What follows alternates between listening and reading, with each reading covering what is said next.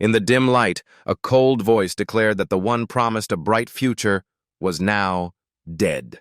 Before he could react, his chest tightened, blood gushed violently, and his life hung by a thread. He panicked, questioning why he had to die in vain, screaming in despair and unwillingness. Suddenly, a strange, brain-piercing sound announced a game download, making him dizzy and open his eyes. Time rewound 3 hours, and streamer Tuo Minghan doubted his hearing after catching the strange sound.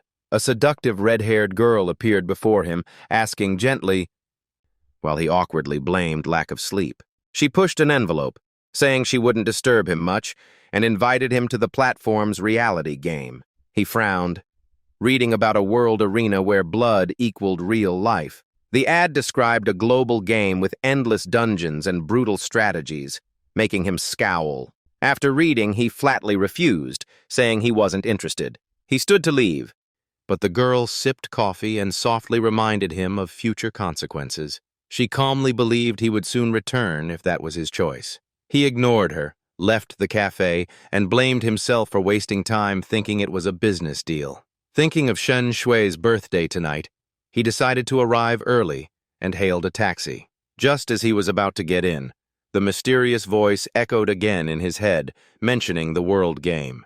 Since last night he had heard similar sounds, doubting hypnosis or supernatural causes, but ignored them and got in. In the taxi, the radio reported an experimental 2-heart transplant at the Xiaoshu Institute of Science. The news warned the surgery might extend life, but was still experimental.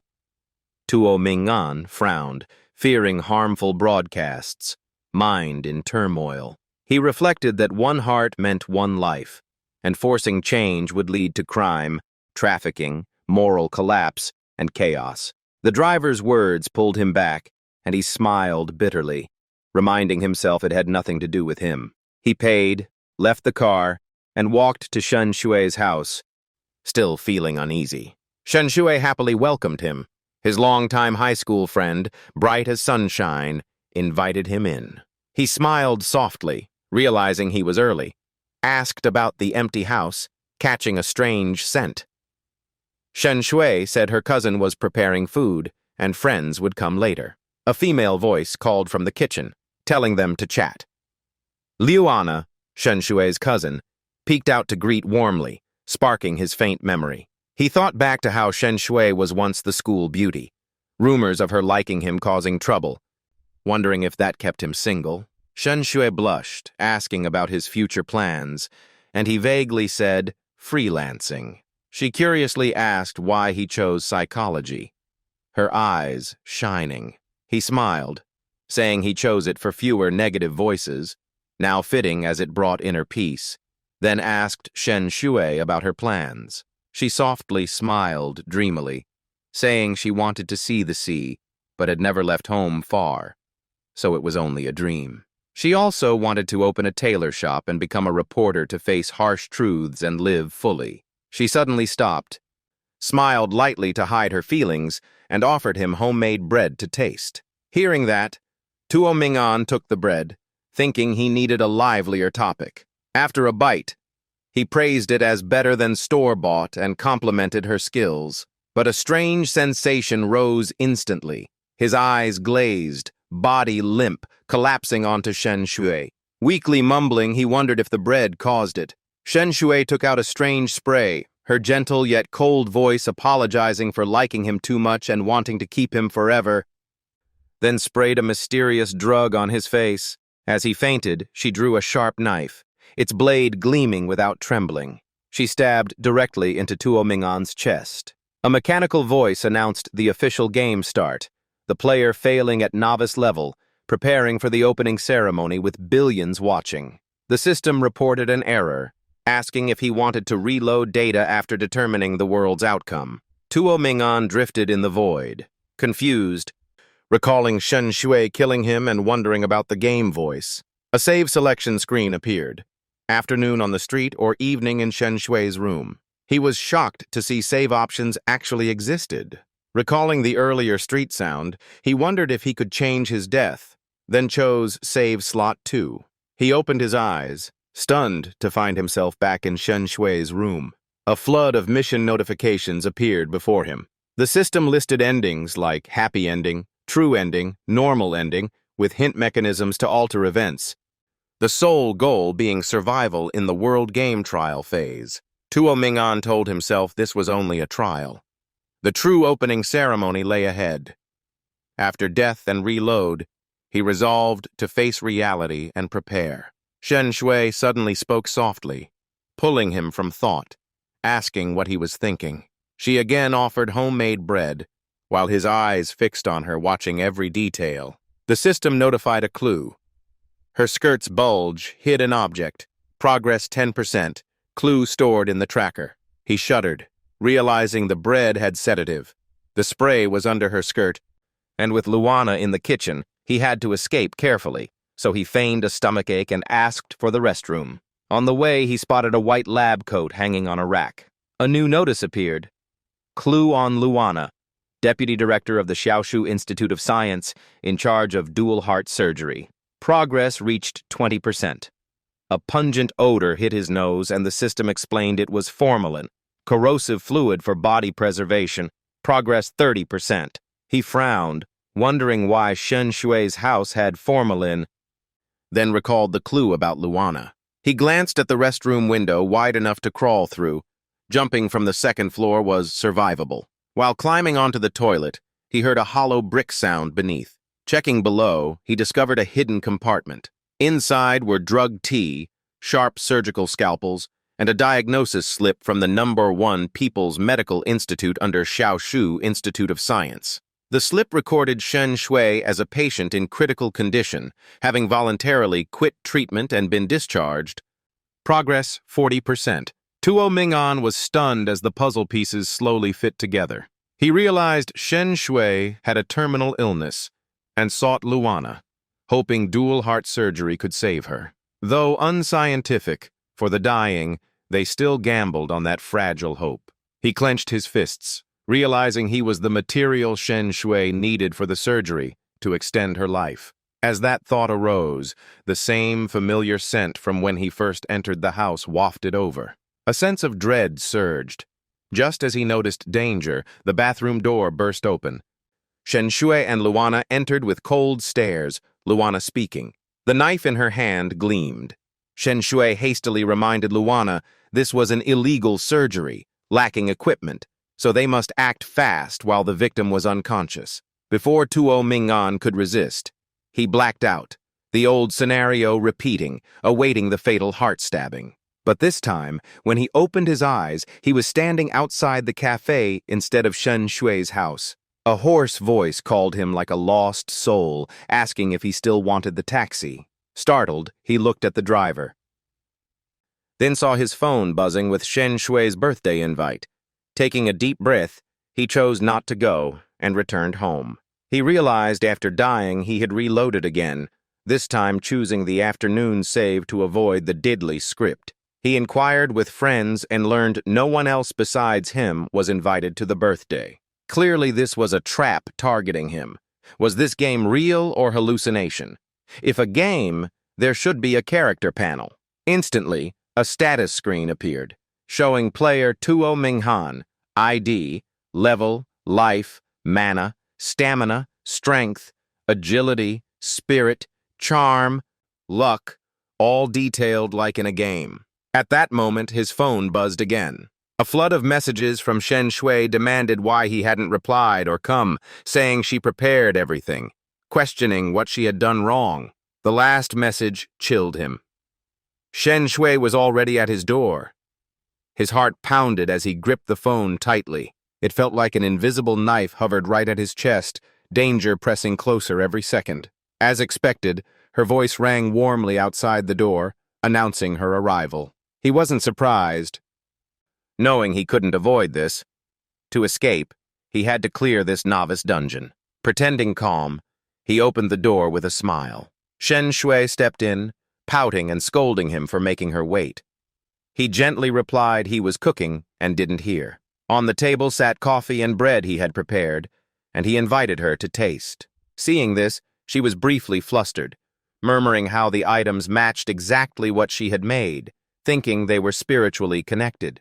She shook her head, feeling what she hid wasn't truly her preference, since at home she had already prepared dishes to suit him. Despite doubts, she shyly bit into his bread, telling herself she couldn't refuse what he offered. Her smile carried awkwardness as she teased him for staring too much and making her nervous. He narrowed his eyes and coldly asked if both her hands held coffee.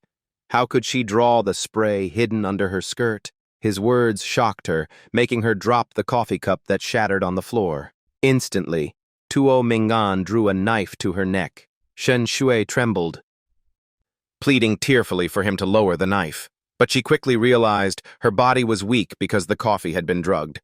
Mingan coldly pressed if she came alone or had accomplices. She whispered that she was alone, not understanding why he doubted her. Mingan sneered, declaring he discovered only he was invited and no party existed, forcing her to reveal the truth.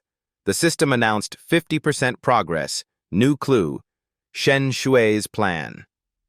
She shakily confessed she had always liked him. But before she could finish, Mingan's knife slashed coldly across her neck. Blood sprayed. The system confirmed he killed Shen Shui and gained experience, while her dying eyes glared with hatred. Mingan muttered coldly about the corpse. Urgent knocks came at the door, calling Shen Shui's name, making Mingan guess it was Luana. He quickly grabbed the spray hidden under Shen Shui's skirt, holding it tightly. Luana kept knocking frantically, urging Shen Shui to respond. Silent, Mingan suddenly opened the door and sprayed the drug into her face. Luana reeled, dizzy, her body stumbling backward. He caught her, not out of pity, but to strike cleanly, and finished her with a decisive slash. The system announced her death. Experience gained. Mingan coldly wiped the blood, sighing at the meaningless farce, but at least surviving this time. A notice appeared, congratulating him for clearing the novice dungeon with the true ending, "The girl vanishes," unlocking access to main worlds. The space distorted, and his body was pulled into an unfamiliar place. A vast plaza full of people appeared before him, as a strange voice welcomed everyone to the world game. A bizarre figure in a white rabbit suit appeared, calling itself Rabbit Master, the game's manager and coordinator. Mingan narrowed his eyes, sensing unease. In the noisy plaza, he knew this was just the beginning. As the system declared at 3 p.m., 30/5/2020, the global novice dungeon officially opened. All humanity was dragged in, 1 billion people, while Earth's time froze at that instant. The voice warned this was no joke. Death in the game meant real death. Hearing this, Mingan felt rage and despair, realizing all were trapped in an inescapable scheme, grinding his teeth, wondering if this was an alien experiment or a legendary main god. The Rabbit Master casually said the elderly were reduced to middle age, the disabled restored, the game lasted 1 year, and missions across worlds would grant points. A ranking board appeared. Tuo Mingan led with 140 points at SS rank, followed by Long Aocean with 128 points, and other experts at S rank. The Rabbit Master added, "In the end, scores decide rewards. Death does not end, as one can revive in the central space to observe. Players could erase their powers to restart, becoming spectators who write guides or seek safe entertainment. If they took risks and opened live broadcasts, extra benefits would be added." The announcement ended. Time on Earth froze until the game ended. Too few total points meant extermination. Fate depended on the players. Tuo Mingan clenched his fists, confident with max points yet aware of looming danger. In the chaotic square, he stayed calm, eyes coldly fixed on the Rabbit Master. The crowd quieted as the old rabbit declared the novice stage lacked support tools, relying only on natural body and combat strength. With over 1 million participants, only 527 reached rank A, 17 at rank S, and a single SS. The sly rabbit invited that one to speak, urging applause. Mingan grew uneasy, knowing he was number 1 yet strangely unnoticed, wondering if black light had separated him, anxiety rising. The Rabbit Master laughed, praising Earth's leader and urging him to speak before all players, with instant translation ensured. He stepped up, his voice filtered through a mic, secretly impressed at the system's security for hiding identity, avoiding becoming a target. Regaining confidence, he calmly declared it absurd that humanity was chained to such a cruel game. He stressed that since there was no escape, the only path was to fight with all effort, shaking the crowd, some resolute, others despairing. The system rewarded him with fame, achievement points, and affirmed his strongest status among billions. The Rabbit Master, thrilled, praised his excellent words, then declared the welcome ceremony over. With a wave, he announced all would enter the first world, named the End World. A strange darkness fell, dragging all players into a distorted space.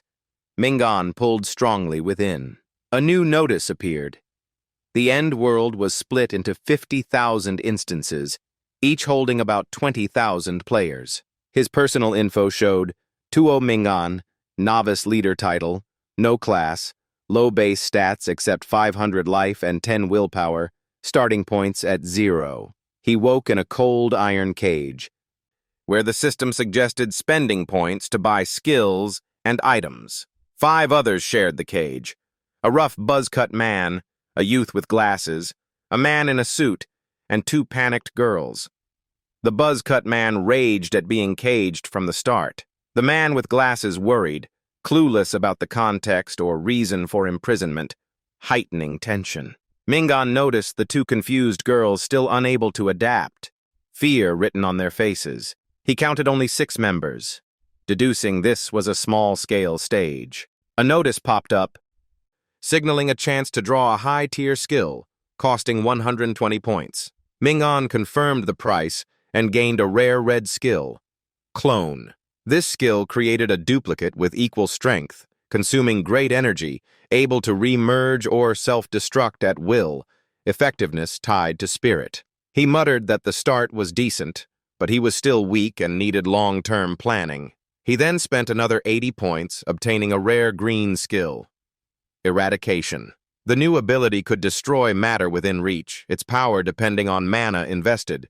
His spirit stat rose to 10, gaining resistance and raising combat power to 188. The man in the suit shouted loudly, breaking the heavy silence and forcing everyone to speak instead of staying quiet.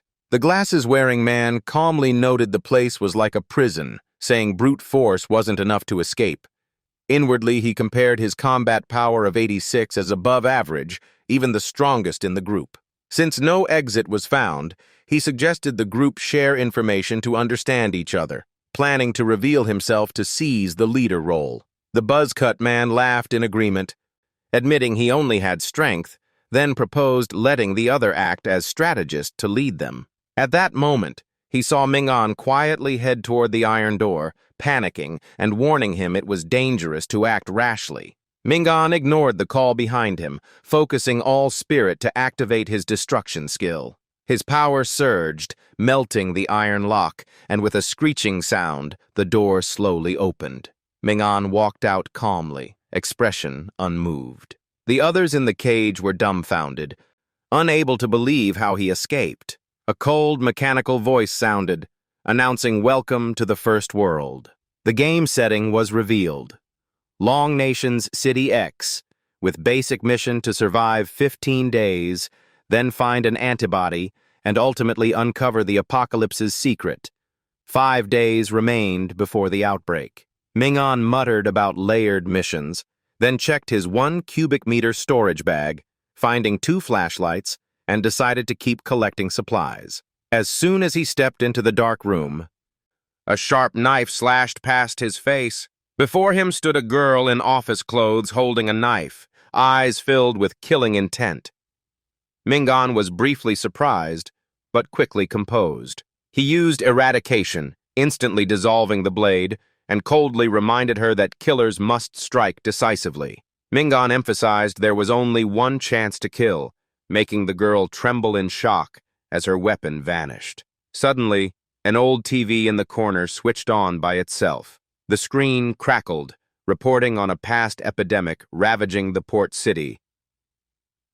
a fungus-derived vaccine being deployed, urging trust in the government and avoiding gatherings. Mingan silently handed her a flashlight, judging she was rational enough to cooperate and unable to use it as a weapon against him. The girl remained wary, but eventually gripped the flashlight tightly. Mingan swept the light across the room, receiving notifications of discovered items: an iron plate, test tube, rotted wood, and especially clue number 8, a vial of suspicious liquid. The system reminded that this liquid might be crucial to uncovering the truth and required specialized skills to analyze. The clue was stored, earning 10 exploration points. Mingan inferred at least 8 more clues existed, with this liquid likely being the key. He turned to ask the girl if she had found anything. Before she could answer, she suddenly fell forward as if dragged. Mingan caught her, warning her to brace herself, making her force a smile, thinking she was about to be scared. She mocked herself to stay calm, but her trembling revealed fear, while Mingan silently shone the light on the floor. The beam revealed a corpse covered in rotten fungi, making the girl scream, pale with terror. Mingan frowned, guessing this was linked to the fungus, and wondered if the apocalypse had already begun. On the wall, he spotted a bright red, bloody handprint, like a grim warning. He coldly told the girl to close her eyes to avoid seeing worse horrors. Before she reacted, he switched off the flashlight, plunging the room into thick darkness. Her heart pounded as eerie footsteps and a childlike sinister laugh echoed outside. Fear nearly made her scream, her mind overwhelmed with dread. In the dark appeared a deformed, grotesque girl asking the office lady if she liked picking mushrooms. Mingan instantly flipped the ceiling light, the blinding brightness erasing the figure completely. He concluded the light switch was the condition to overcome the obstacle, then told the girl she could leave the room. She quickly dashed for the door, insisting she only feared ghosts, but wasn't weak in combat, relieved to escape the horror. Before leaving, she turned back and asked if Mingan would come along. He gently replied he still had to investigate. The girl introduced herself as Ruo He, suggested future cooperation, and sent a friend request before leaving. A system notice announced remaining players over 1.046 billion and detected the corpse item with a violent death, allowing investigation tied to spirit and intellect, which Mingan accepted.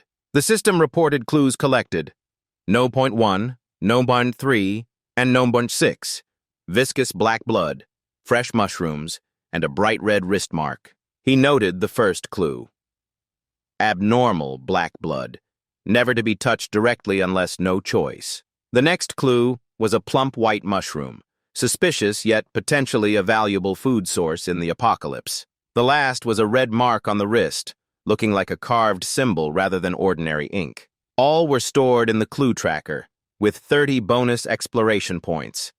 Mingan reasoned that blood, fungi, and red marks were connected, while the system noted the clue chain would form a hypothesis for the final deduction, proving he was nearing the truth. He realized survival until day 15 required gathering items, so he decided to leave the room to search for more clues. A system voice announced remaining players: 999, 536, 685. Sitting in the park eating cheap bread, he observes the city still normal, with no sign of apocalypse, eyes sweeping the market. He notices food prices rising abnormally, except mushrooms, which are cheap, though news says mushrooms are the only cure. For players, food shortage is the true threat. The system only gave a small initial sum without selling extra food or local currency. Players cannot get jobs since only locals are hired, forcing reliance on mushrooms or robbery. A notification appears, a video call invitation from Ruo He. He accepts, her familiar face shows up, and she goes straight to the point. He should understand the situation now, right? She asks his plan, questioning if he means to just survive on bread and parks. Mingan pretends to be a simple student. Ruo He sneers, saying men always lie and warns the park is unsafe. She says she once saw a gang of 6 hunting loners to rob, but Mingan stays calm, calling it inevitable. Even so, he doesn't leave the park, since he owns nothing valuable to be robbed. A new notification pops up.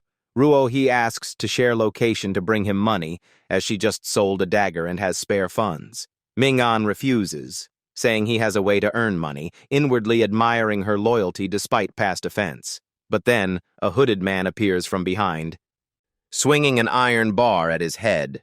Ruohi shouts warning through the screen, but the blow lands. His vision goes dark. The system coldly reports he lost 300 HP from a full-force weak-point strike. When he wakes, he is in a gloomy room, an old wooden table before him, with several players gathered in the corner. A burly man, seemingly the leader, orders him brought over. Ming-an stands and walks over on his own, secretly deducing they are bandits. He acts calm, making the boss laugh mockingly, saying he never saw someone so cooperative. Underlings flatter him. The boss repeats that in the end, every captive surrenders their points. The system shows Mission A: find a way to escape, with rewards depending on completion, highlighting chaos caused by players. An underling named Avwong glares at Ming-an, disliking his friendly aura. Ming-an smiles and starts chatting, praising his adaptability, turning from prey into hunter. He says he once wanted to join a 6-man group but was abandoned. Avwong admits he, too, is just a pushed-around underling. Despite some sympathy, the man still leads him to the cell. In the cramped cell, dozens of captives stare with despair. Ming-an feels the cruelty and injustice of the game. Avwong coldly shoves Ming-an inside, saying only surrendering points can buy release. He sighs bitterly, lamenting the game's coercion and worrying about his family outside. Ming-an replies sharply, reminding him those victims are also someone else's parents. The words stun Avwong, who admits he never wanted this but was forced by circumstances. Ming-an seizes the chance, speaking calmly that he need not struggle since he doesn't fit this kind of game anyway. Suddenly, his fingertip glows, a sharp blue beam shooting straight into the underling's head. Blood splatters, the man collapses.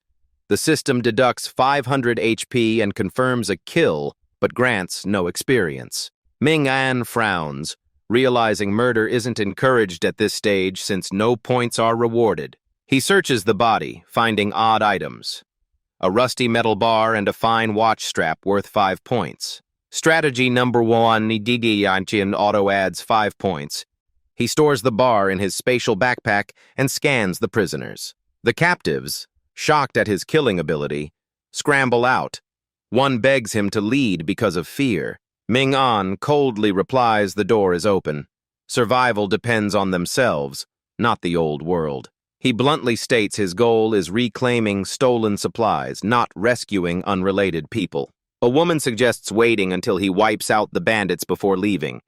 A man agrees out of fear of his cruelty. A young man of similar age quietly steps out, despite warnings that Ming-an is dangerous. The burly man scolds, saying the weak judge others while lacking the courage to face evil. Scene shifts. Ming-an steps out before the bandits, startling some with his stance. He mocks them for boasting of loot while actually gaining little after the scouting round.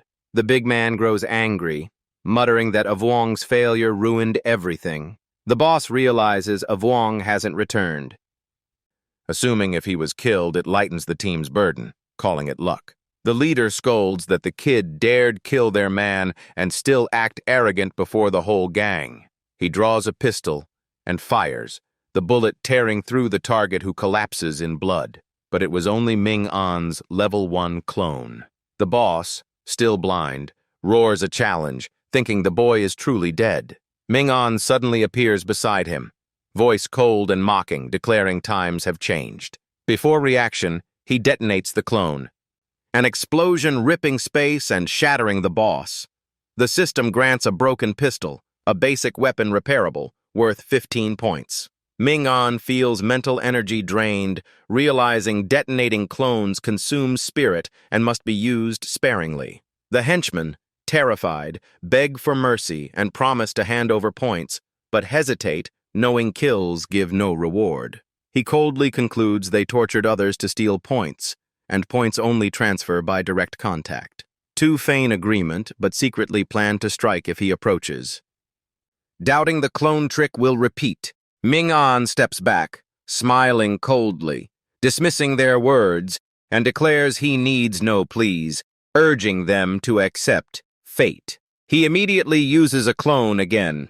His real body grabs two men tightly and self-detonates. The violent blast rips them apart, ending their resistance completely.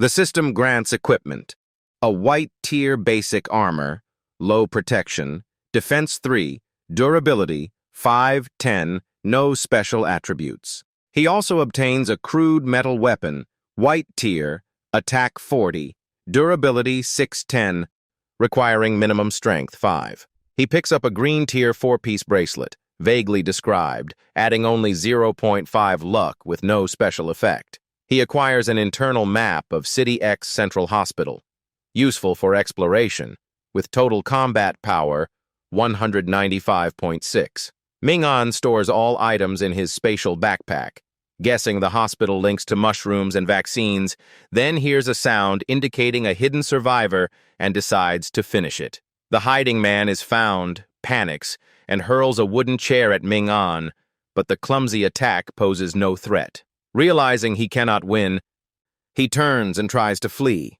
but as he spins, he is shocked to see his escape blocked by the young man who had stepped from the cell. That man raises a hand, a red butterfly on his shoulder fluttering its wings. In an instant, it turns into a sharp blade that slashes his neck, dropping over 1,000 HP and killing him instantly. Ming-an frowns, guessing it is insect control power. Such strength being imprisoned means maybe he also robbed. If so, it is dangerous. The young man says nothing, summoning a green mantis with steel-like glowing wings. As the creature rushes forward, Ming-an stays calm, wondering if it means to kill him. The system reports about 998.5 million players remain, with 4 days until apocalypse. But the mantis only passes by without attacking. Realizing no hostility, Ming-an smiles and suggests teaming up, but the Beastmaster shakes his head and leaves. Ming-an simply nods, each taking their own path. The system announces, Mission A completed with SS rating. Successful escape. Enemies wiped out. Captives all rescued. Reward 50 points. Current equipment: white tier basic armor, green tier 4-piece bracelet, white tier iron staff. Total combat power rises to 201.1. Ming-an reflects that his strength comes mainly from points, while that young man was strong from the start, likely from a hidden Earth faction. Lost in thought, he suddenly sees someone blocking his path, seemingly waiting. Ming-an grows wary, gripping his iron staff to prepare for battle. The person smiles warmly, waves, and introduces himself as Tu Ming-an. The system reports player Yue sends a friend request, surprising him. It turns out Yue's luck is ranked S, so finding him was due to her rare luck stat. Upon accepting, the system shows Yue proposes forming a team. Ming-an smiles and agrees, since she is a classmate, more trustworthy than Ruohe, and has the S-rank luck advantage. They form a party quickly, Yue's basic info showing full health, high mana, and combat power 60, though many details remain locked. Ming-an frowns, blaming the system for limiting teammate info even after forming a party. Yue suddenly asks about clues and pulls out a crumpled paper she tore from a power pole. On it is a strange ad. The hospital director's daughter hiring 2 nurses, only outsiders, making her suspicious of a scheme. She tucks the paper away with tacit understanding, and Ming-an nods, admitting it's an abnormal sign worth noting. Ming-an recalls school days. Admiring Yue's sharp intuition, she not only reasons well, but easily spots odd details.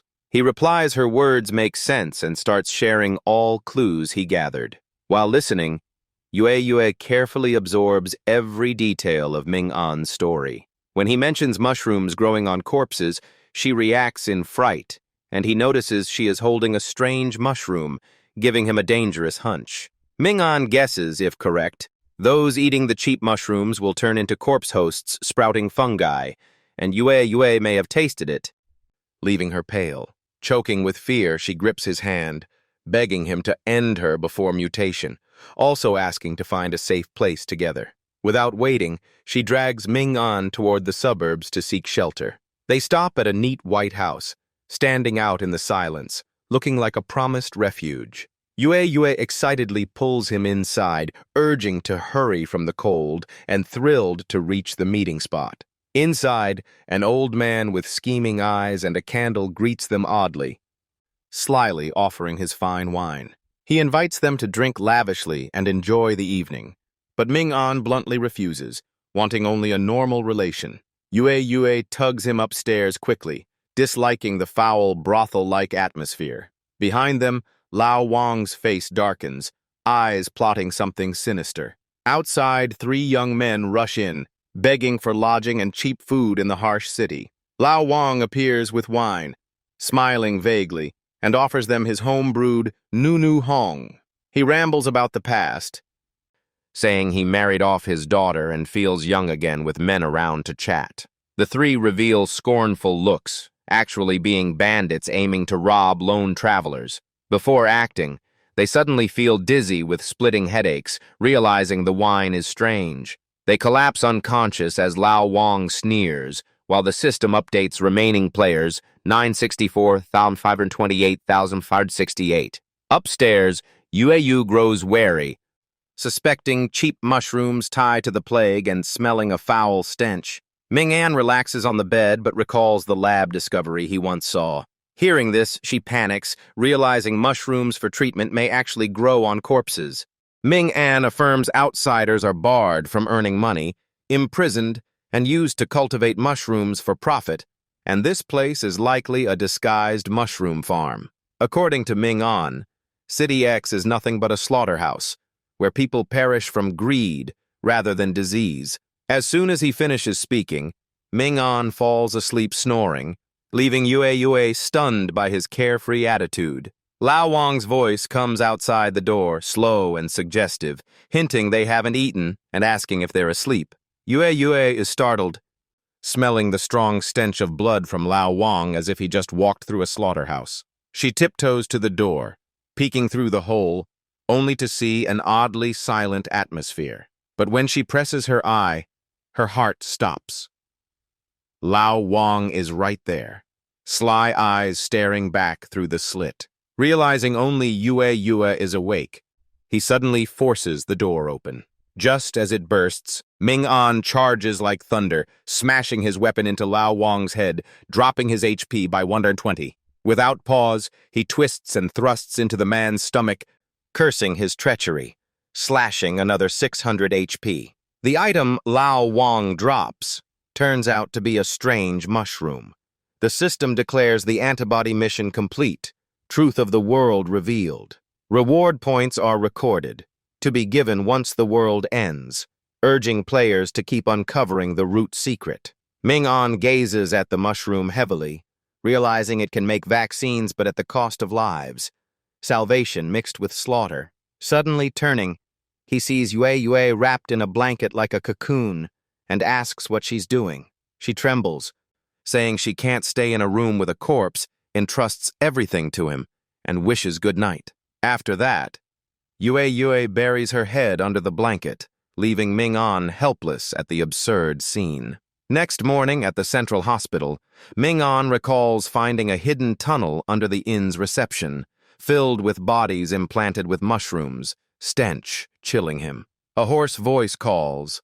A bald old man approaches with his wife and little daughter toward Ming-an and Yue. The girl ignores everyone, playing with dirt and chanting a strange rhyme about a mushroom picker carrying corpses up the night mountain.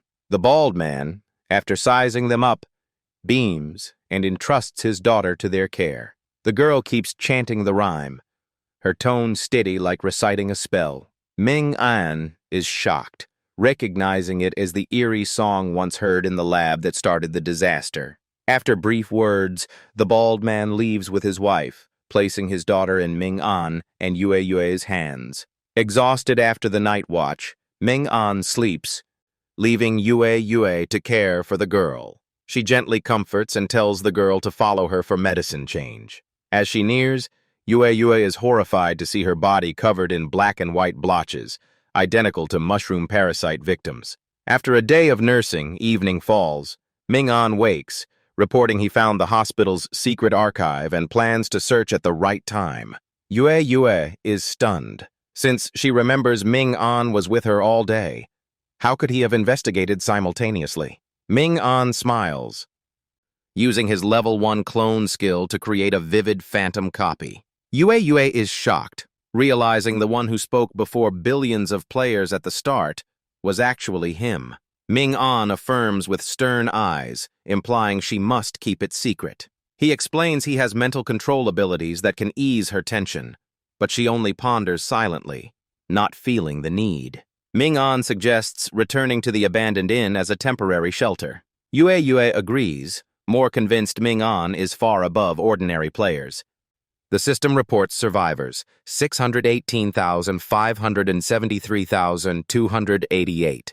In a dark corner, a little girl is pressed to the wall, pale, begging the man not to approach. In front of her is a man with a greasy voice, luring with vile words about showing her a treasure. He grins wickedly, unzipping while coaxing, making the girl panic and scream in terror. Yue jolts awake, drenched in sweat, horrified at reliving the same nightmare. But she remembers it wasn't a dream, but a childhood memory when she once fought off a predator with a paper knife. After that incident, she was sent to a juvenile management center. From then on, she discovered her special ability, foretelling events through dreams. Everything she dreamt of always came true, except for one person, Ming-an. Ming-an's future is completely hidden, never once appearing in her dream visions. She goes to his room door, meeting him just as he wakes, softly greeting him. Yue recounts the strange dream, but Ming-an, unaware of her ability, reacts indifferently. He says dreams don't matter and urges heading to the archive room. Scene shifts to the central hospital. Day 5. With time short, they seek clues here. But as they cross the entrance, hordes of mutated monsters rush out, eyes glowing red, claws flashing. Ming-an swings his rusty iron rod, stabbing a fatal blow to a monster's belly, dropping 350 HP and gaining XP.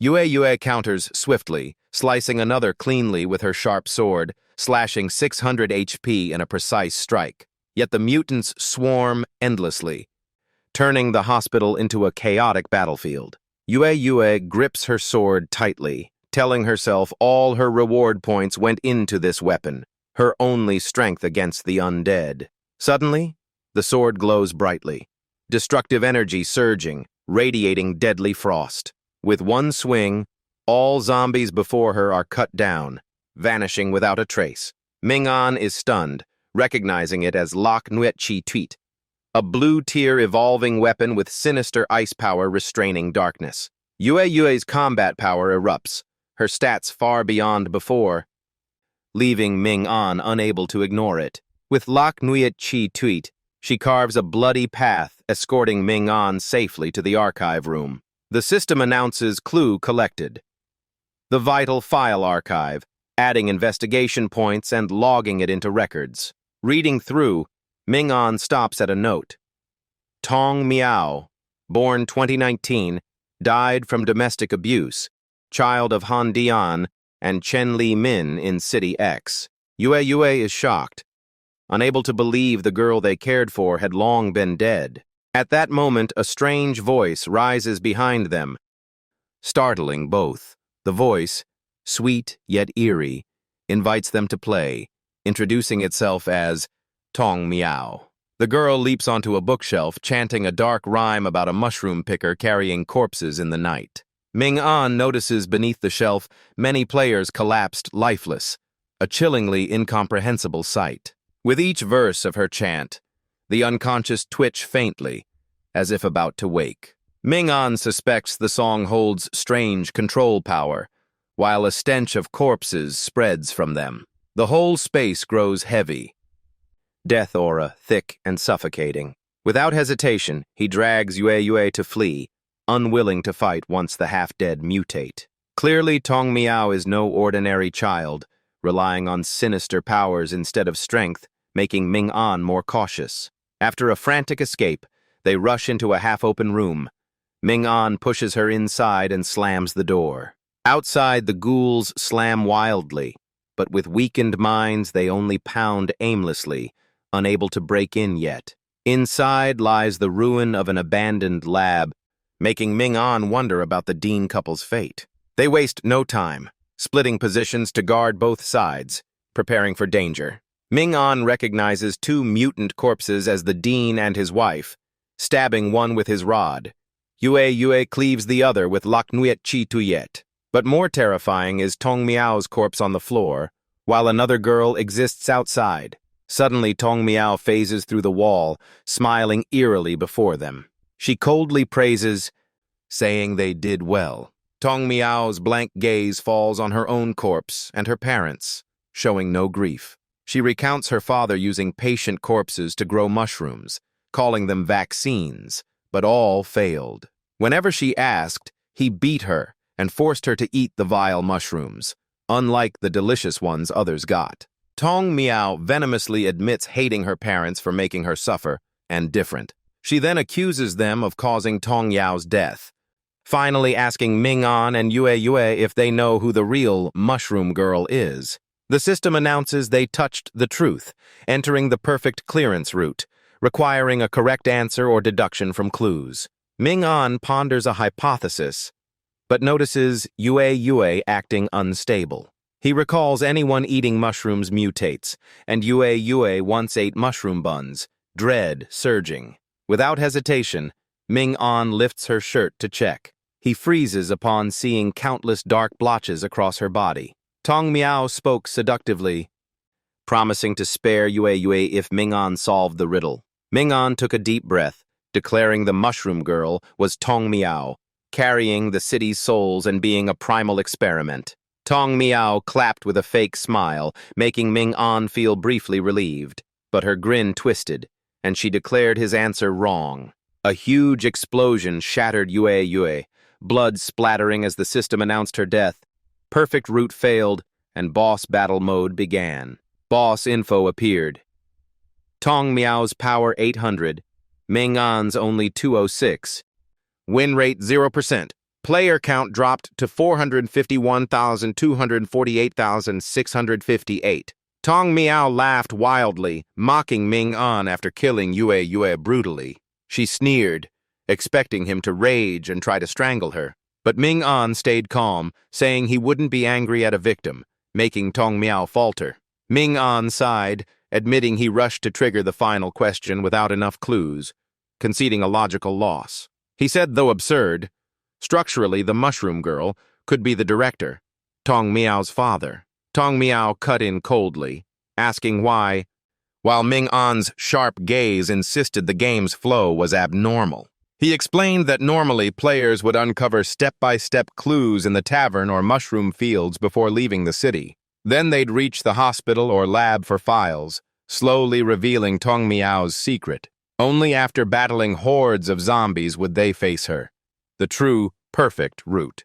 Instead, his group met Tong Miao directly on day 2 as babysitters, an obvious shortcut, so the answer couldn't be that simple. He pointed out the stage was built for massive player competition, not for a chosen pair to skip ahead and miss key clues. Tong Miao laughed chillingly, admitting Ming An's analysis was correct, but she declared he still lost. Yue was dead, and he'd be trapped for 10 days in despair. She mocked him, knowing he couldn't accept dying here. Tong Miao promised to treat their corpses gently, boasting about planting more mushrooms inside them. Ming An calmly sighed, unfazed, telling her to do as she wished. Then he looked up and directly called the game's operator, the rabbit boss, asking to speak since he was ranked first. As expected, a cold, hoarse voice replied, amused but reminding that hosts shouldn't interfere.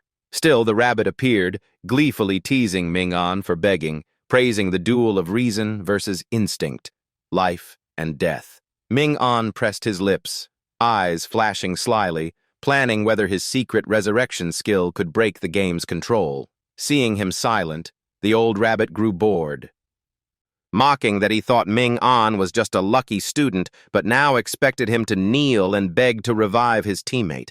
Ming-an didn't reply, skillfully steering the talk elsewhere, eyes cold as he asked a question. The rabbit sneered, saying if it was the final answer, he wouldn't reveal it since the issue was only missing clues. Suddenly, Ming-an asked directly how they would spare Earth, freezing the rabbit's smile. He reasoned that this deadly game only made a few risk their lives while the rest just watched. Most humans preferred comfort, sitting backstage, treating it like a deadly reality show for entertainment. Meanwhile, a few were forced to gamble their lives while those above enjoyed it like twisted organizers. The rabbit's face darkened, angrily questioning Ming-an for criticizing the game. Ming-an shook his head, lips curling, eyes gleaming strangely, declaring he loved the game, but imbalance would make it horrific. He stressed loving this game, but not wanting a perfect work to crack dangerously. Ming-an pressed the rabbit to admit flaws and asserted only he, the strongest, clearest, top one, could expose the truth and keep it whole. The old rabbit's face warped, but he still screamed the game had no loopholes. Ming-an realized the rabbit had bitten the bait, and with care he could extract the reward's secret. He mentioned the full win condition, debt collection, controlling the stars, and even supreme power. The rabbit didn't deny it, eyes flickering in confirmation. Ming-an asked if one had to reach 100% SSS rank in every world, and the rabbit nodded warily. He coldly demanded whether the final reward included sparing Earth. The rabbit was speechless, realizing his opponent sought to save the planet, not personal gain.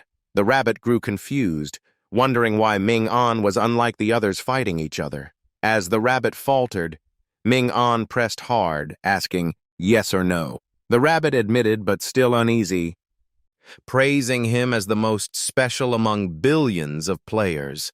Ming-an exhaled in relief at the confirmation. He recalled the matches seemed for personal rank, but Earth was still under the organization's control, its future unknown.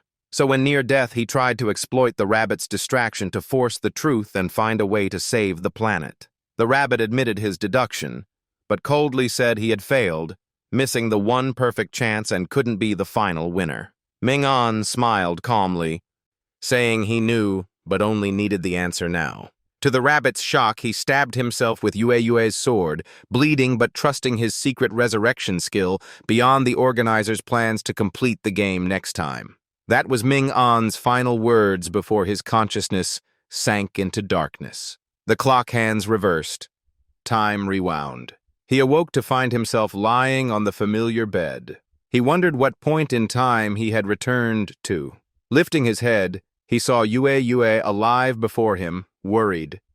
He relaxed, though her confused look showed she sensed strangeness. Before she could speak, he gently patted her head and softly assured her that being alive was enough.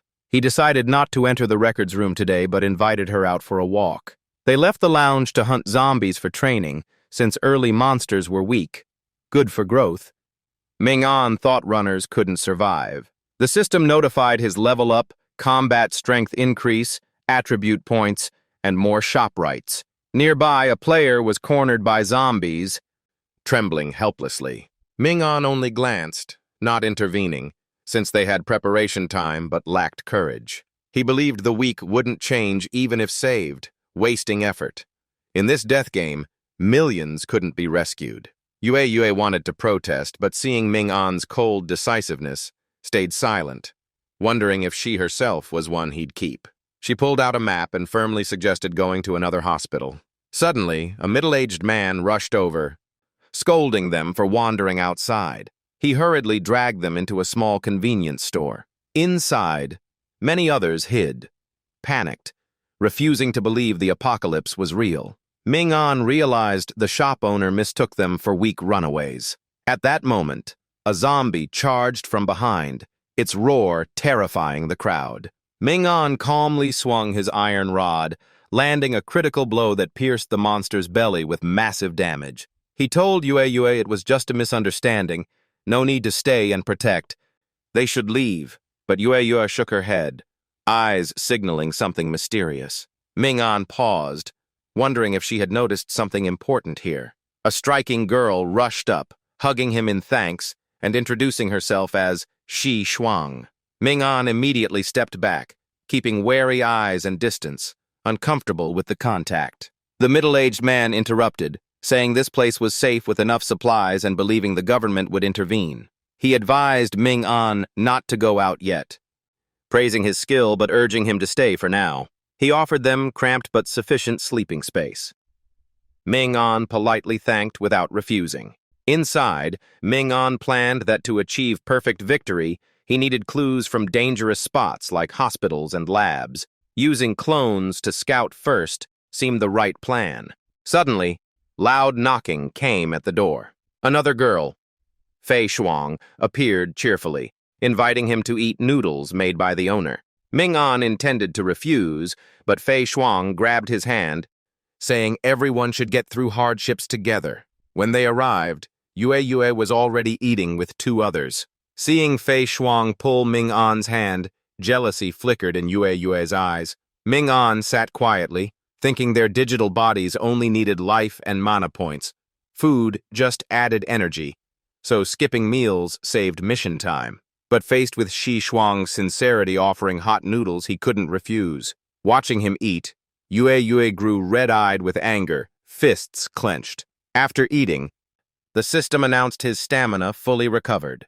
Ming-an looked at Yue in surprise, recalling she mutated from fungus last week. Yet now she was fine. He remembered symptoms only appeared after she entered the records room, maybe linked to Tong Miao.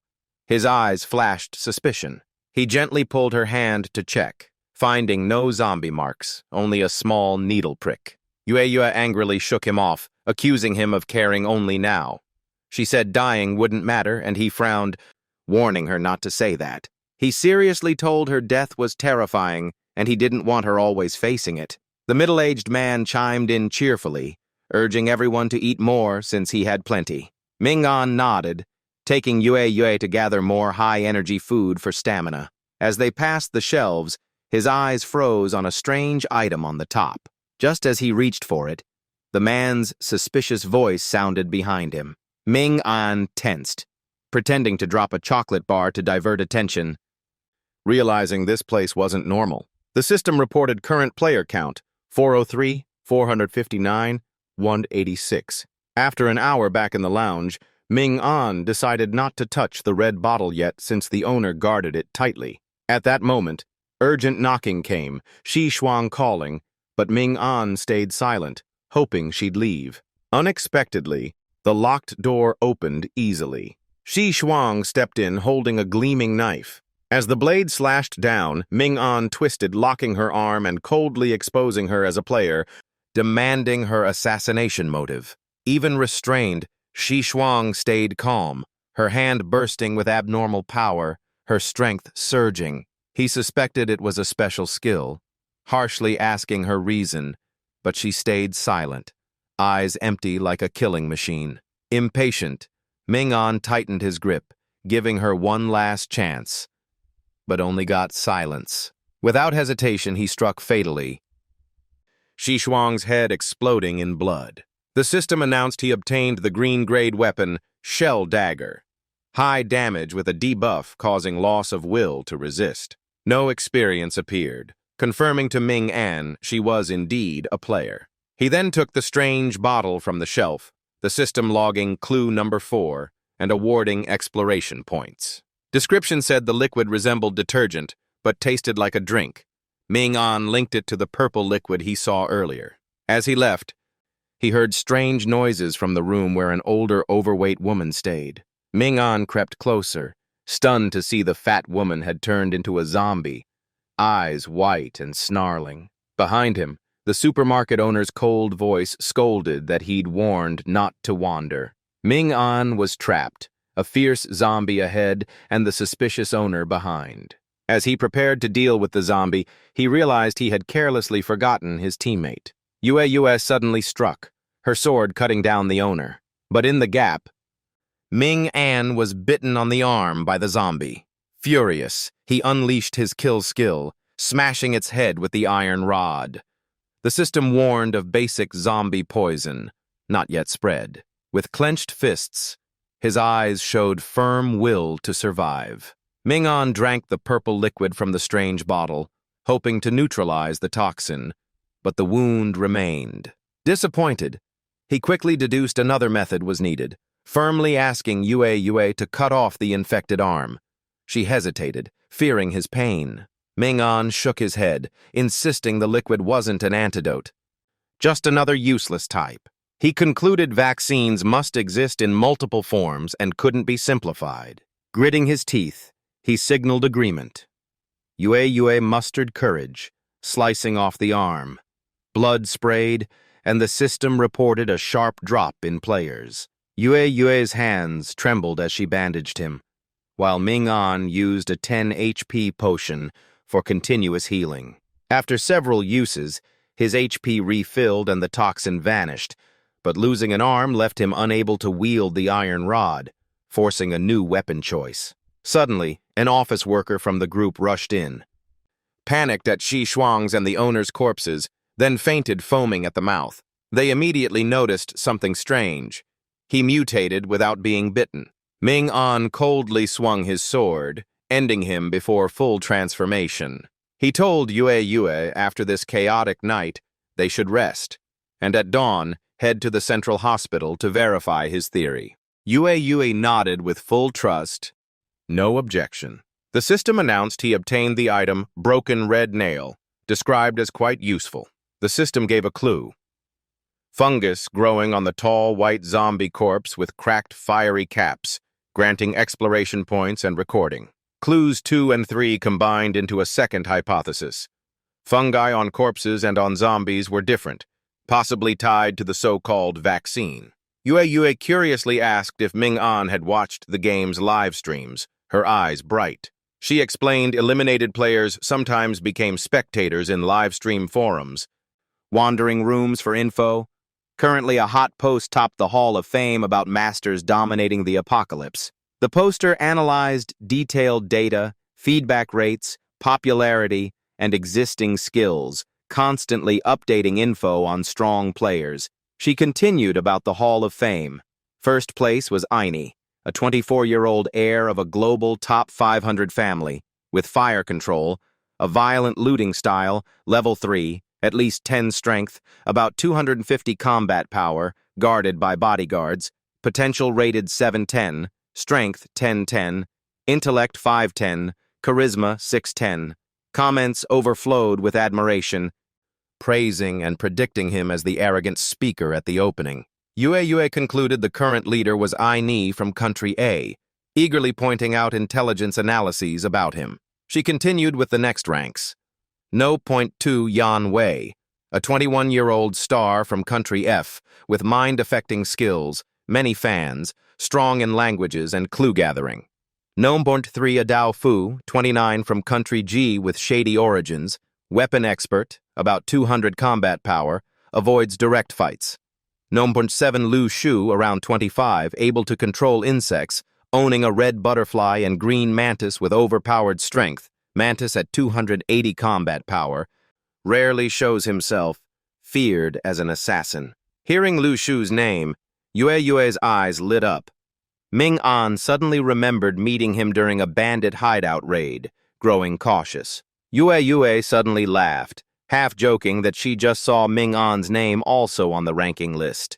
Candidate number 100, Tu Ming-On, a Longguo student and channel owner, stats average but with a destructive black hole skill, chillingly cold mentality. Predicted combat 120, high potential but currently average, with a sword-skilled teammate.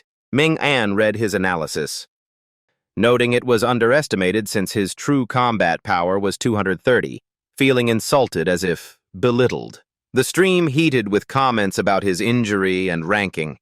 Spectators debated suspiciously, but Ming-On wisely hid that he was actually first. With preparations done, Ming-On and Yue continued their journey. Yue thought clearing the stage wasn't hard, Ming-On agreed, saying the first world was easy to pass. Players only needed to stock food and hide in safe spots like a supermarket for 10 days to survive. After a day's travel to the Northeast Hospital, both reached level 3, Ming-an adding spirit points. Yue brought bad news. All chocolate reserves were gone, and her backpack was empty. The 1M3 backpack, once full of sweets and snacks beside her sword, was now completely empty after days of use.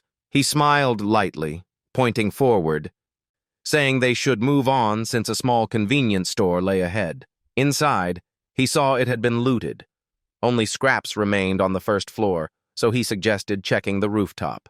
At that moment, a monster ambushed from behind, and missing a limb made his reaction slower. Luckily, a sword flashed, stabbing straight through the monster's head, saving him amid 394,657,356 survivors. The savior was a middle-aged man in neat uniform with a steady demeanor. He reassured everyone, reaching to shake hands, but froze upon seeing Ming-an had only one arm. In this game, injuries didn't leave disabilities, proving he'd been handicapped before entering. Surviving with one arm until now impressed everyone as a remarkable feat. He smiled, shook hands with his only arm, and briefly introduced himself as Tu Ming-an, an ordinary student. The middle-aged man patted Ming-an's shoulder, cheerfully saying things would be fine and that they'd set up shelter at the Rainbow Kindergarten in City X. He assured it had food and security, but Ming-an politely declined, saying they would leave immediately. Yue curiously asked what was inside that place. Yang Changshu explained the supermarket had 3 floors but no accessible stairs, so they evacuated families there. He invited them to move as a group for safety. Suddenly, Ming-an shouted a warning as something lunged at Yang Changshu's back. Although he reacted quickly, claws still tore his arm, leaving a bleeding wound already infected. Changshu gritted his teeth, roaring and preparing to risk everything to kill the zombie though his state was revealed. Before he could act, Yue swung her sword, killing the monster with one sharp strike. Immediately, 2 of Changshu's teammates rushed over, panicked, calling his name and asking if it was zombie blood. Looking at the wound, Changshu sighed, accepting his fate, the infection spreading too fast for amputation to help. He forced a bitter smile, saying since the day he was captured by bandits, life was already dead, praising Yang as the one who opened Hell's Gate to lead them to safety. Changshu reassured his teammates he would arrange supplies and end himself to avoid risk, handing them a map and ordering retreat to the shelter before dark. A girl begged there was still hope, since near the central hospital they might find a cure, also reporting that Old Tan was quarantined and not fully turned. Changshu suddenly barked urgent orders, gather supplies and return at once, admitting he might mutate and refusing to be a threat, forcing the 2 students to follow. A man reluctantly obeyed, hiding discontent by biting her lip in silence before her superior's command. She turned to Ming-an to apologize for underestimating them earlier, thanking for the help, but saying the situation was dire. Ming-an coldly produced a purple vial, bluntly saying it wasn't a vaccine and uncertain in effect, then set it before Yang Changshu. A man rushed up angrily, demanding the vial's purpose and immediate explanation. Seeing her aggression, Yue stepped forward to shield, gripping her sword, while Ming-an asserted that if his guess was right, it would work. Changshu sneered and decided to drink, saying if it failed, let the girl kill him. Soon after swallowing, he writhed, vomiting black blood in agony. Within minutes, his condition improved, mutation symptoms fading. He sighed in relief, profusely grateful, calling it life-saving. Ming-an only smiled quietly, tossing the empty vial, confirming his deduction. Seeing the vial, the group cheered, calling it an antidote and hoping it could save Old Tan and other infected if just one sip was enough. A man begs to take some medicine for friends about to turn into zombies, her trembling voice showing gratitude and respect to the 2 students. Yang Changshu strongly objects, telling a man not to pressure them since the students already did their best. A man pleads that Lao Tan is crucial, a scientist and key contributor, and must not be abandoned if there's still hope. She looks at Ming-an, imploring him to give the vial so her group can save endangered teammates. Ming-an firmly shakes his head, decisively rejecting the desperate request. The screen shows 354 338 529 players alive, a number steadily decreasing. A man screams in despair, begging for more time and reminding of past sacrifices to convince him to share the medicine.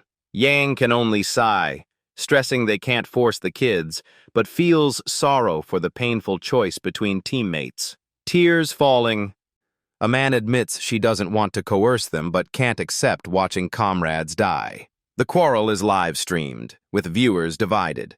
Some sympathize with her, others criticize the boy for being cold. Many sarcastically comment he could sacrifice experience points to save civilians, accusing him of selfish greed. Ming-On coldly replies that perfect mission completion is necessary to save the entire Earth. Stung by his disdainful gaze, a man's inner anger erupts. She bitterly accuses him of selfishness, claiming he's never suffered loss, and thus cannot understand pain. Voice choking, she threatens coercion if words won't change his mind, saying such actions are normal in these times. Suddenly, she draws a hidden knife, charges at Ming-On, and screams for his reason to withhold the cure. Before reaching him, Yue's sword flashes and instantly severs a man's arm.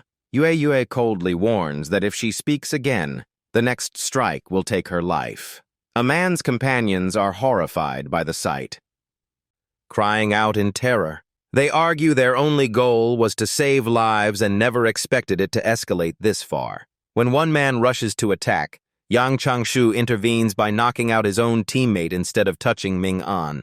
He bows in apology, admitting their group's misconduct and entrusting their lives to Ming-On's judgment. Ming-An hesitates, then tells Yue how to save a man. The shop still has blood vials and bandages, so treatment is possible if quick. The chaos ignites the live stream chat, with netizens divided. Some call him heartless for chasing points, while Yue suggests turning off the stream. Ming-On insists on keeping the live stream, not just for rewards but for deeper strategic purposes. He explains that broadcasting expands influence, shapes public thought, and draws attention to his journey. Ming-On asks Yue about the stage effect, explaining that in collective crises, a standout figure can become the guiding focus. Under that spotlight, people focus in one direction, making the leader's words persuasive and widely spread. He stresses that guiding a desperate crowd requires a clear, steadfast goal as their compass. His words sound convincing but scheming, leaving Yue briefly confused about his true aim. He continues, likening people to ships lost at sea and expressing his wish to be the steadfast lighthouse. Strangely, Yue places full trust in his ability to realize that vision.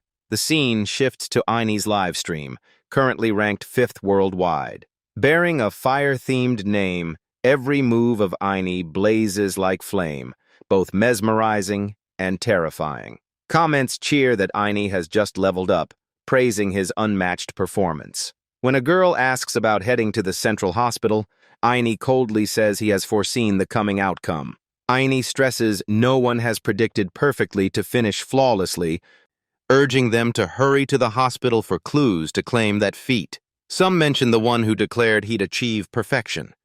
Tuo Ming-An from Longguo, a prelim contestant missing an arm. Someone behind admires the student's cool demeanor, but Aine sneers he'd better pray not to die to zombies. Comments flare with factions. Some hope for a chance, others wary of Ming-An. Aine immediately denies ever claiming to be number 1. A viewer is surprised, thinking Aine said that at the opening, but he shakes his head, saying only the ideology matched, not the speaker. Aine confidently declares that while the top spot is unclear now, in the future it will belong to him. His combat power has jumped to 270, a figure drawing much attention. The camera shifts to X City Central Hospital, live stream room 4, where La Shu is performing. Alone, he sweeps through the hospital's zombies with overwhelming strength. Comments praise La Shu's insect control, saying only Annie's flames could counter him. Some wish to see masters clash, while criticizing survivors who still chat carefreely. Suddenly, A figure silently appears behind La Shu, daring to infiltrate the hospital for clues. When revealed, La Shu sees it is Tuo Ming An. The system instantly issues a supervisor mission. Tuo Ming An is target B30 with coordinates marked, requiring elimination this cycle. La Shu freezes, puzzled why Ming An is his target, feeling reluctant. The system warns of consequences for failure. La Shu grits his teeth, eyes cold, resolute not to back down. He summons a green mantis. It flashes forward and strikes a fatal blow at Ming An's clone, cutting it down. Everything happens so fast that viewers are stunned. Comments explode about inner conflict, calling La Shu ruthless yet forced. Netizens speculate Ming An may have faked death, since he stayed silent when attacked, his act chilling them. La Shu stands before the corpse, coldly saying he knows Ming An vowed to win to the end, but he has a mission to complete. The scene cuts outside. The clone slain in the hospital causes the real body outside to be affected. His face pale. He grimly states the clone was cut down, and there's an enemy inside the body. Yue tries to rush in for revenge, but Ming An holds her back, telling her to drink medicine before entering. He gives her a clear vial, explaining it cures the fungal virus, while the purple one resists zombie poison. The girl is confused, but Ming An reassures her and leads her to the intensive care unit on the 3rd floor. As they step into the hospital grounds, eerie laughter echoes around. The staircase suddenly shakes and cracks. Ming An shouts a warning, urging Yue to escape. He runs slower and falls into the ruined pit. But she turns back to save him. She grabs his hand, pulling with all her strength, refusing to let go. But the unstable staircase floor keeps collapsing under their combined weight. Ming An clings to the edge, but Yue slips and falls straight down. A strange voice says his butterfly caught her, so she is safe. The speaker is La Shu, who suspects Ming An carries something triggering the hospital's abnormal reaction. Ming An frowns, guessing the cause is the purple vial in his backpack. La Shu admits saving Yue to atone for past wrongs, hoping for forgiveness. Ming An silently carries the girl away, while La Shu follows, warning the 3rd floor is very dangerous. Ming An coldly replies, his goal is a perfect clear, while La Shu fears the risk isn't worth the meager reward. He sincerely advises Ming An to cooperate, finish the 2nd floor, then he'll escort them out safely. Ming An only nods slightly, seeming to understand, but firmly keeps moving forward.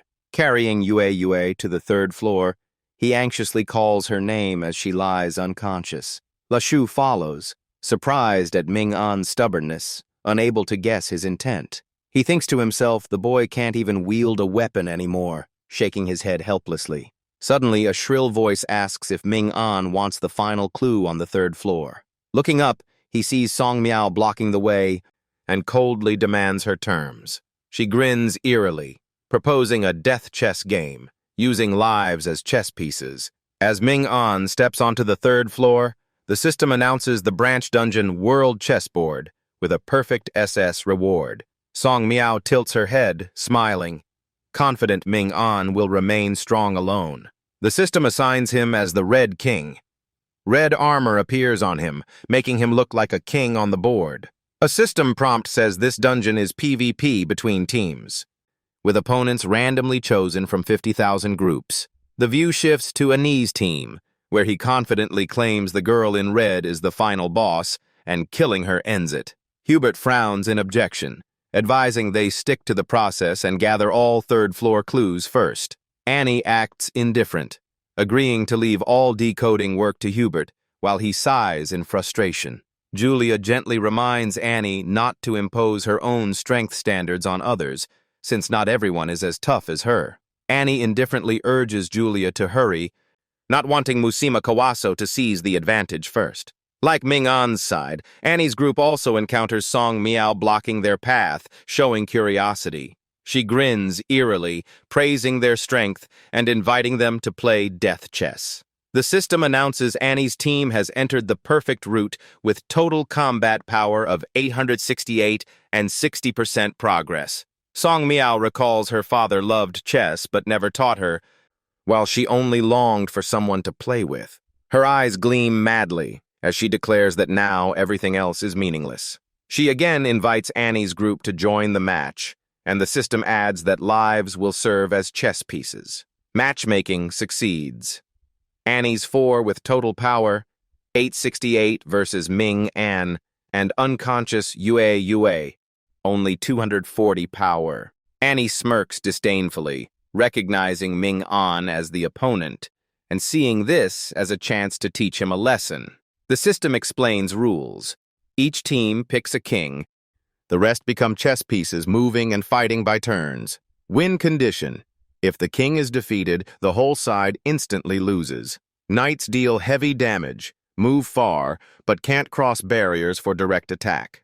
Guards fight in close range, covering small areas, able to strike any unit inside. Towers shoot from afar, except at the king if the queen shields him. Bishops serve as healers, able to restore allies while moving. The queen casts wide-range magic and has a one-time sacrifice skill to empower allies. Each turn allows one action, and all pieces must obey the king with no right to resist. In unfamiliar teams, disputes for king may erupt, but Annie believes he's strong and trusted enough to lead. The system adds, once only 2 kings remain, all rules are void, and it becomes direct combat, with hidden laws yet unrevealed. Annie's group assigns roles: Hubert as healer, Julia the queen, Han the knight, S the tower, and Annie claims the throne. Looking at lone Ming An, crippled and carrying an unconscious ally, Annie feels absolutely confident of an easy win.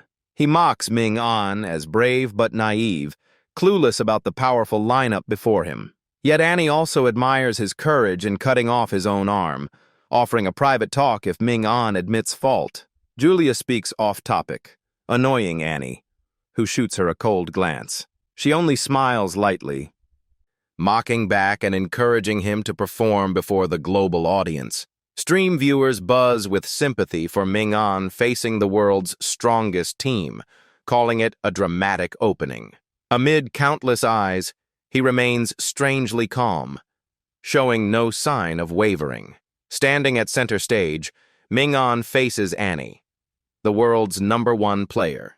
He sets Yue down, steps forward, and calmly, yet forcefully, signals the start of the battle. That calmness unsettles Annie, leaving him both confused and suspicious, but he holds the king role and prepares for combat. He immediately follows orders and charges straight at the opponent. On the other side, the target doesn't hesitate and raises his weapon high. A firm voice commands, a clone appears and transforms into a guard. He quickly calculates that facing the majority head-on is hopeless, but spots a decisive tactical flaw. The enemy is briefly stunned by the clone's skill, dismissing it as a trivial trick. Ignoring the mockery, he orders the clone to strike the cavalry unit. The leader remains confident, believing the turn-based rules will still lock the situation down. The clone obeys, rushing forward and slashing the knight, dropping its health by over 500. Onlookers are shocked that even with shielding, the health plunge is massive, far beyond expectations. Seeing the tide turn, the commander shouts for retreat to protect teammates. He frowns, highly alert, knowing one fallen piece means true death. The live stream chat explodes over the huge damage and the abnormal ability of the target. The commander now stares at him differently, admitting he underestimated his true power. The clone's combat stats show abnormally high, revealing it as a rare epic-level skill. He realizes the core power isn't in the real body, but in the fearless clones with the drawback of limited mental control over numbers. He orders the guard forward, and the clone instantly charges as the enemy retreats. The opponent reasons that killing the king is enough to win, since the tower can attack from afar without moving. Annie immediately commands the tower to target the enemy king. The tower unit south swings its staff, blasting energy at Ming An. His HP drops by 120, but high magic resistance softens the damage. Annie frowns, estimating his HP around 500 with no healing, certain he'll fall in a few turns. Ming An coldly orders the guard to keep advancing. He calculates clearly. The match hinges on slaying the enemy king. All other pieces are secondary. Among options, only the guard can directly close in on Annie. The rest cannot. If the enemy ignores defense to focus fire, he'll have no chance. So his only bet is on the guard. He recalls the hidden rule. Forcing a stalemate is key, while Annie still clings to the old approach. The tower fires another magic blast. His HP drops another 120, leaving only 260. Ming-an stays steady, ordering the guard forward again. The next tower strike unexpectedly crits. His HP plunges 130 more, leaving only 130. The situation dire and defeat looming. Online viewers erupt, some cheering, others mocking. The live stream turning into a battlefield of words. He realizes most spectators are like a primal mob, wielding justice to suppress the exceptional, reflecting humanity's decay. Despite the pressure, Ming-an calmly commands the guard to keep attacking. The clone guard rushes straight at Annie's healer, Hubert. Hubert panics, realizing he has no weapon and will be cut down on the next turn. Annie considers that Ming-an has little HP left. One more crit will end him. But what if it's not a crit? Refusing to risk Hubert's life, he orders the bishop to retreat. Meanwhile, Ming-an steadily drives the guard forward. The clone now faces the blonde queen, forcing Annie to command her to withdraw. Ming-an maintains rhythm, again ordering the guard to advance. The clone finally closes in on Annie's position. Annie smirks confidently, certain victory is his if the tower lands another crit. He reasons that even without a crit, he can survive the next strike, and firmly orders the tower to attack the enemy king. The tower blasts again, unexpectedly landing the critical hit Annie hoped for. Faced with the devastating strike, Ming-an can't block, and viewers explode in outrage at the unfair mechanics. Suddenly, the system announces Yue joins the match as the queen.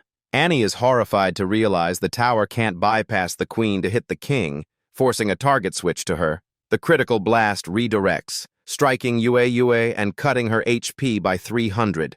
She shields Ming-an, but with her low stats, both now teeter on the brink of death. Annie grits his teeth, furious and baffled at how the unconscious girl suddenly revived to fight. Ming-an, however, remains cold, directing the clone guard to strike straight at King Annie. Unable to attack, he can only defend. But the clone's heavy slash severs Annie's arm. Blood gushes, his HP plummets, and his flames weaken from the loss. The agony is unbearable.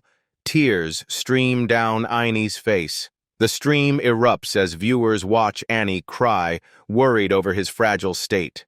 Julia hurriedly comforts him in a shaken voice, recalling Ming-an's past arm-cutting video. She remembers Ming-an's coldness when amputating himself, doubting his sanity and wishing the match would just end. Annie tries to order the tower to attack, but the pain in his arm chokes his voice, making the command weak and faltering. Ming-an calculates silently.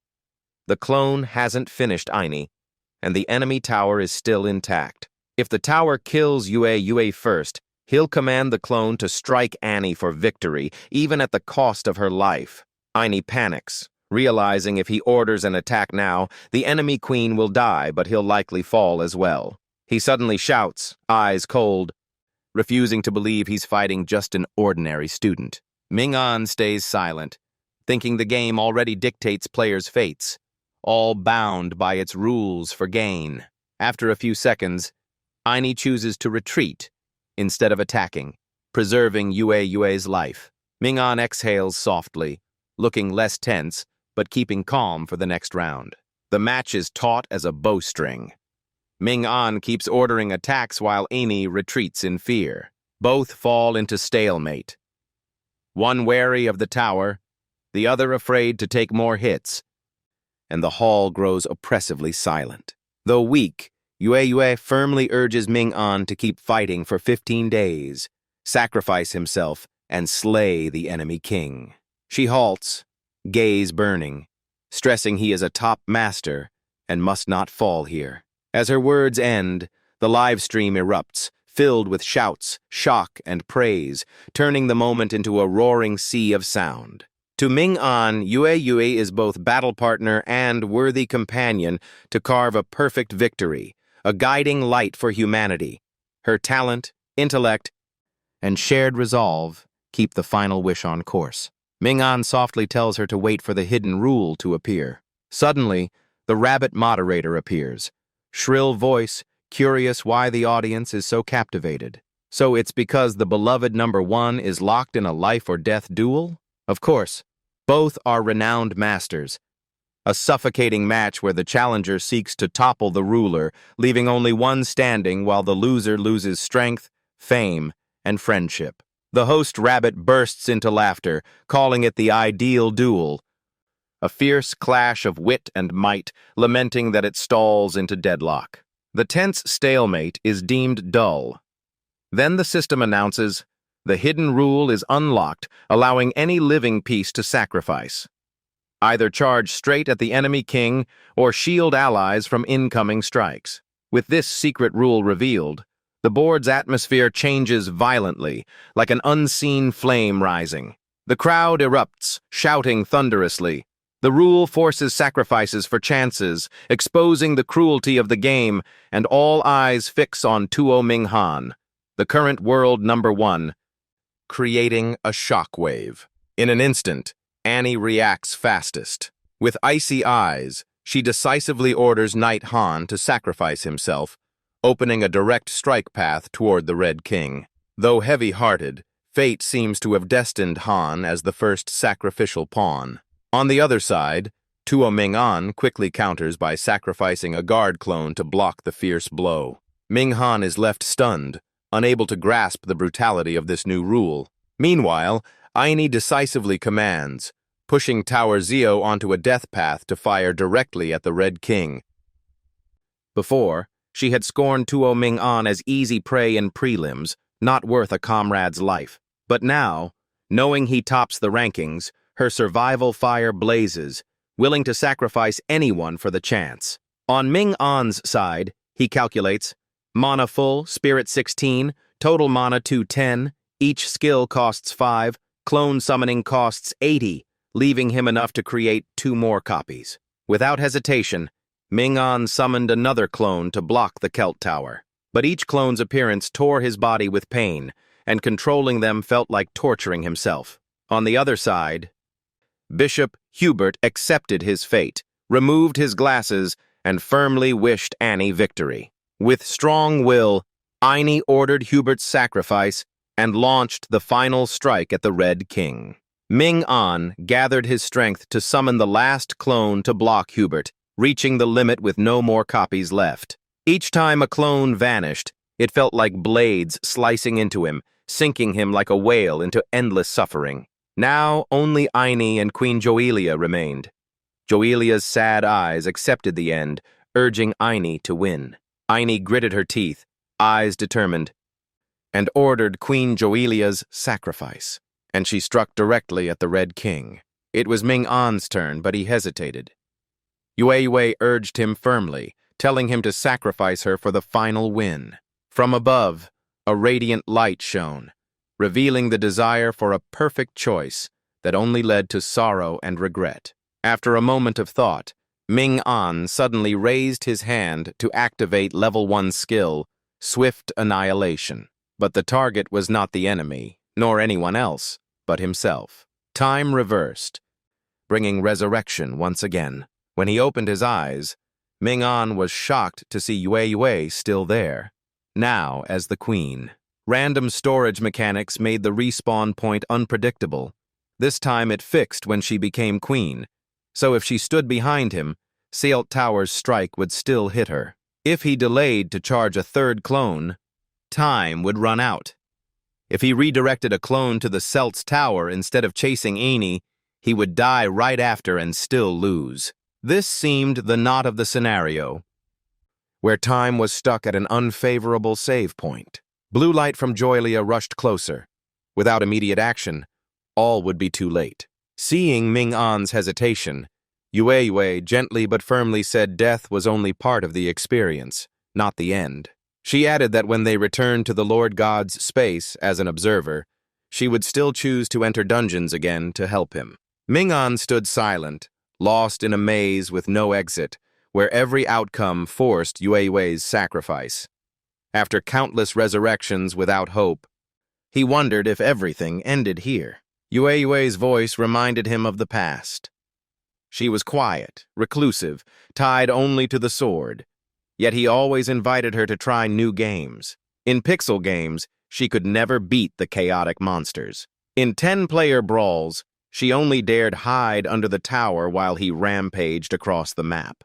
Jumping games always made her fall to her death, but he caught her every time. In 12-player mind games, her awkward speech drew suspicion, yet his trust in her was never wrong. She always failed but liked watching him win. Even now in this life-and-death game, it was no exception. From the start, she was poisoned, and he saved her life. Now it was her turn to repay, insisting he must keep moving forward. Her words pierced the heavy fog in Ming-an's mind, making him realize that even if he gave up, Yue-Yue as queen would still fall if they lost. This was a dead-end game. Multiple resurrections were not a cheating privilege but a responsibility he had to bear. He had to win, as his closest companion said. After speaking, the girl charged forward without hesitation. The system coldly announced, "Teammate Yue-Yue has fallen. Party automatically disbanded." A blinding light burst from her body, turning old obsessions into darkness, trying to imprison Ming-an, but her coronation power pulled him out, making him an undying beacon in the cycle. From her sacrifice, all Ming-an's stats were temporarily boosted. The system unlocked blue skill, Mind Disruption Level 1, and Swordsmanship Mastery maxed. Strategy rose to 600, HP at 135. But before he could enjoy it, Aini unleashed a fierce strike straight at him. Ming-an's HP dropped to 60 after taking 75 damage, his spirit suppressed, leaving only a life-or-death duel between two kings.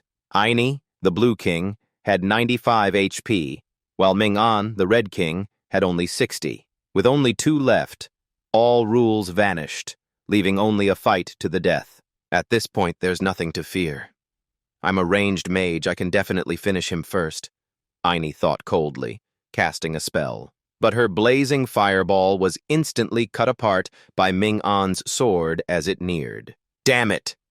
Ranged won't work, then close combat, she told herself. She raised a sea of fire, pouring all her mana, confident his resistance wouldn't stop his sword melting, flesh burning.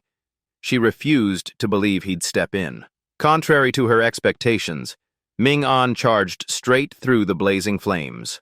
What horrified her more was that he used his bare hand to shield the sword, letting fire tear his flesh apart. No! If this continues, then... Her thought never finished. Ming-an's death sword pierced her throat, dealing 1,280 damage, draining all her HP, crushing her power, ending all hope. I lost. What a mistake. He's not normal. He's numb, fearless. Pain doesn't exist to him, reckless enough to treat death as nothing, truly insane. As Aini collapsed, the system coldly declared, "The battle has surpassed the world's chessboard." A message echoed. Humanity is contradiction, worshipping power yet burning with rebellion against oppression. Among them are the unyielding, willing to sacrifice, to defend justice, to charge into danger without looking back, who even under rule keep secrets, endure countless deaths, and still cling to hope. The system continued. You achieved SS rating, the highest level. Result saved into the final world system. Rewards to be given after completion. Ming-an obtained the final perfect clue. Song Yao's file bag and a purple aurora gear. It described a bright future, yet a sweet curse. Luck +3, Max A, Spirit +5, Durability 5/5, no level requirement, Special Skill, Divine Radiance, 5%. HP can convert to 1 Spirit, not below 5% HP. Ratio increases with grade. Ming-an advanced to Stage 5 Leader, received the World Staff, 40 honor points, and system body restoration. The arm once severed was fully regenerated. In front of him lay Yue's memorial sword, weighing his heart with loss. He carefully wrapped the sword and carried it on his shoulder, like holding a fallen comrade's legacy. Picking up Song Yao's perfect file, the truth gradually surfaced. The clues connected, leading him to the hospital basement archive where Song Miao hid. The deduction was system verified with over 90% completion. As he left, Ming An ran into La Shu. Surprised he returned after so long. La Shu was horrified to see his healed arm, and the girl he carried now turned into a sword. He offered to escort him back since the lower floors swarmed with zombies. Ming An refused, reminding him of the past betrayal, advising not to follow to avoid conflict. The system showered praise, honoring Yue's noble sacrifice and naming Ming An humanity's pioneer. Under the crowd's gaze, Ming An thought he must become a guiding symbol, like a beacon of light. Suddenly, La Shu questioned if he truly wanted to bear that mission. Scene shifted to Huan Kong Central Hospital. Ming An arrived, spirit raised to 27 after allocating all new attribute points. Clone combat power reached 380, far above La Shu's 300. His enhanced clone easily crushed the zombies blocking the path. With a fire extinguisher in hand, he swept the undead and advanced straight to the 5th floor unhindered. Ming An had clones clear the entire hospital, and the system announced he reached level 6. A man appeared behind, calling himself Great Lord. Yang Changshu, looking uneasy at him. Taller, though, Changshu was overwhelmed by Ming An's icy aura, like a recruit punished by a strict officer. He hesitantly asked about the purple antidote Ming An might have obtained. Without hesitation, Ming An tossed the precious potion to him. Changshu was shocked, unable to believe such a treasure was given so easily, dissolving the tense air. He suddenly realized maybe Ming An had already mastered the game's secrets, or simply had no one left who needed the medicine. Ming An ignored his thoughts and silently entered the hospital. The shut rolling door showed someone trapped. Maybe other players had arrived, but lacked the strength to escape. Survival chances were slim, as he had seen the director and his wife's corpses here before. A fragile female voice came from behind the door, asking if anyone was outside. She nervously asked if the zombies were all killed and requested to open the door. After confirmation, the door lifted, revealing a surviving woman, Ruohe. The system reminded that only 325 million players remained, stressing the game's harsh nature as a mirror of humanity. Ruohe wearily said the room was empty, and she had been trapped for days. But as Ming An stepped in with her, red blood spread across the walls, turning the place into a horrific scene. Suddenly, Song Miao appeared with mischievous eyes, calling her brother and recalling old stories, gazing innocently at Ming An. Song Miao challenged him with the big question, the true identity of the mushroom girl. The system reported he reached the final truth threshold, entering the path of perfect intellect. A mission to choose an answer appeared. Ming An remembered the last file bag contained enough proof, with all clues automatically connecting. Ruohe was bewildered, not understanding why a strange girl appeared in the room. Ming An repeated his earlier theory. The mushroom girl was Song Yao, mutated by the virus, turning the whole city into a mushroom farm. But the existence of two different vaccines, one purple, one clear, made him change his thoughts. He concluded the apocalypse came not only from the virus, but also from fungi, and vaccines were divided accordingly. The system confirmed and recorded 10% progress. Song Miao smiled and asked why vaccines had to exist in multiple forms. Ming An explained, fungal virus hid in humans. The clear vaccine was extracted from zombies. Without it, mushroom eaters would turn undead. She pressed further. Then why didn't his sister turn into a zombie when the outbreak began? He guessed it was due to sunlight. The system accepted reasoning number 2, fungal virus suppressed by the sun. Progress rose to 20%. He added the clear liquid only killed the fungal virus, while the purple vial treated both, making it the perfect vaccine. The system validated reasoning number 3. Two different vaccines did exist. Final reasoning progress jumped to 50%. Ming An sternly said the purple drug was like a divine elixir but extremely rare, perhaps made from her body. Song Miu quickly denied, claiming her blood was not purple. He produced her actual file, showing images of her before and after death, leading to the next deduction step. He asserted the complete antidote had been extracted from his sister's body. Through her unique experience, she had developed natural immunity to the doomsday virus. Ming An exposed the truth. The hospital director turned his daughter into an experiment. He was the true mushroom girl. The system accepted reasoning number 4, identifying the director, Song Yao's father, as the origin.